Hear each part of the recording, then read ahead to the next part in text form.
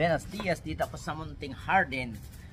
At kasi gagawa kami ng ice buko.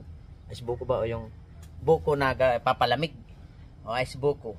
Kasi mainit na mainit dito sa Pinas. Okay po. Pakita ko yung gagawin namin hanggat matapos. Okay.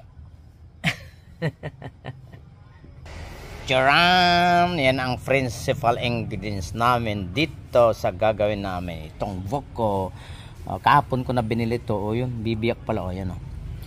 Yung yun. At yung pangkayod natin, yung ingredients dito sa Munting Garden. O. Yung creamy, yung kondensada, sugar, baso, paglagyan. Tsaka ito, pangkayod at pangbiyag. Okay. Okay, amigos, amigas. Ngayon, umpisan na natin.